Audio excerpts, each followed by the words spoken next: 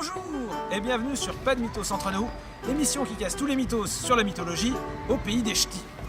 Aujourd'hui, nous avons décidé de sortir un peu pour aller en face de la citadelle Vauban à Lille. Aussi, excusez-nous pour le vent, mais au moins, il ne pleut pas.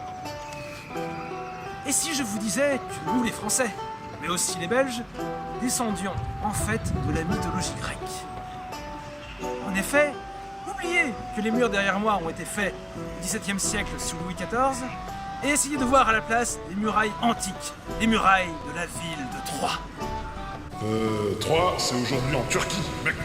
Eh bien, selon certains auteurs du Moyen-Âge, les ancêtres des Français, mais aussi des Belges, viendraient de là-bas. Ah, mais c'est pour ça que l'on trouve autant de kebabs.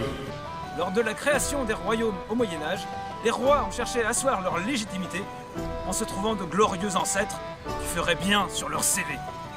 Ils ont alors cherché dans l'Antiquité, et dans celle-là, ils ont trouvé la famille royale de la ville de Troie. Quoi?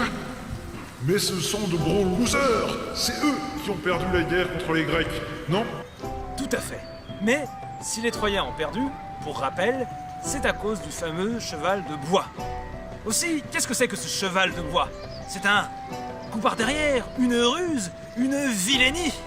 Une quoi? Pour les chevaliers de l'époque, ce qui comptait le plus, c'était l'héroïsme, l'amour à sa femme, l'amour de la patrie, le courage, la bravoure. Et le personnage de l'Antiquité qui symbolisait le mieux tout cela, ce n'était ni Achille, trop arrogant, ou ni Ulysse, trop malicieux, mais le prince de Troie, le fameux Hector. On est alors tous les descendants d'Éric Bana? Pas tout à fait. Les poètes et les troubadours du Moyen-Âge ont fait comme les Romains. Ils se sont trouvés un cousin. Par exemple, Auguste, le premier empereur, disait descendre d'Énée, un cousin d'Hector, qui aurait fui la ville de Troie pendant qu'elle se faisait détruire. Eh bien, pour les Français et les Belges, c'est la même chose. Francion, un cousin d'Hector, aurait vécu de nombreuses aventures avant d'arriver en Gaule. Et pareil pour Bavo, l'ancêtre des Belges, qui aurait lui aussi vécu de nombreuses aventures avant d'arriver dans les Flandres. Francion? Mais c'est ce qui a donné le nom à la France alors. La classe. Oui, enfin, c'est compliqué.